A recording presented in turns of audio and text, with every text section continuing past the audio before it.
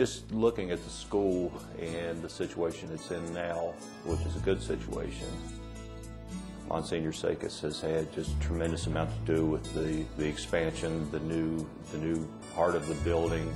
He's very easy to work with, very willing to let us experiment and make suggestions to see what we can come up with.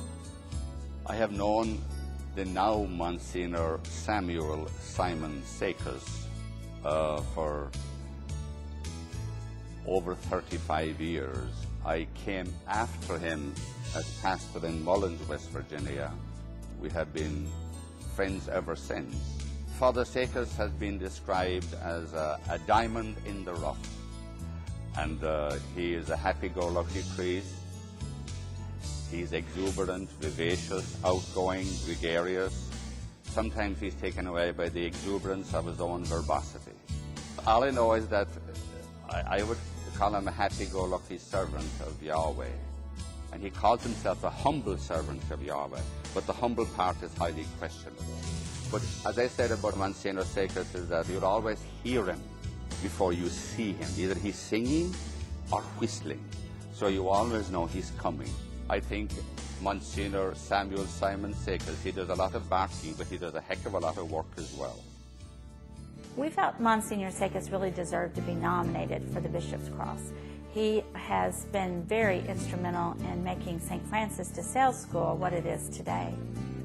He's helped with the growth of the school and building on. We know that he'll be retiring in a few years, and it would be good for him to be recognized for all the accomplishments he's had in Catholic education.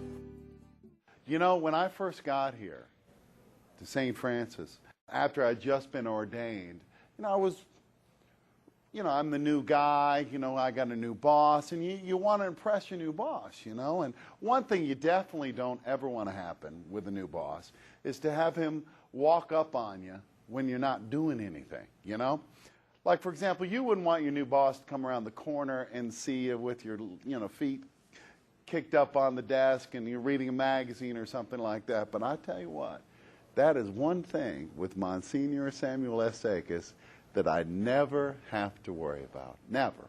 And you know why? Because no matter where Msgr. Samuel S. Sacus goes, this precedes him.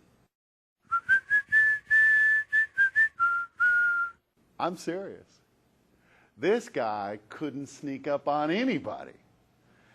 And it has its practical benefits. For example, I might be sitting in the rectory and I'll say to myself, gee, I wonder where Msgr. Sam is. Well, I guess he's here. Or sometimes I'll wake up in the morning, I sleep up in the attic, and so I'll be coming downstairs after I've shaved and showered, and I'm kind of bleary-eyed, and I'm walking down the stairs, and I'm thinking to myself, gee, I wonder whether Msgr. Sam has left yet. Nope, guess not. Msgr. Sam, I love you to death. Thank you so much for putting up with me. And I just can't imagine somebody that has more willing to have the Bishop's Cross than you. I stand in the presence of greatness. God bless you. Thank you very much. Bishop's Cross, well, my first thought is most of the time I have been the Bishop's Cross, So that was a surprise, frankly, a total surprise. I hope I'm not bragging, but I think this is a full-service parish. There's a prison here in this town, 2 prisons. We have 3 hospitals in this town. We have a cemetery. We have a radio station, a Catholic radio station. We have a school. We have about every aspect of Catholic life that you could have. It's a lot of variety. It's not a boring job, I have to say. Frankly, right now, I'd rather be the assistant than the pastor.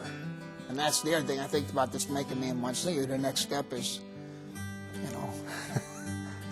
Jesus kicked me through the goalpost of life,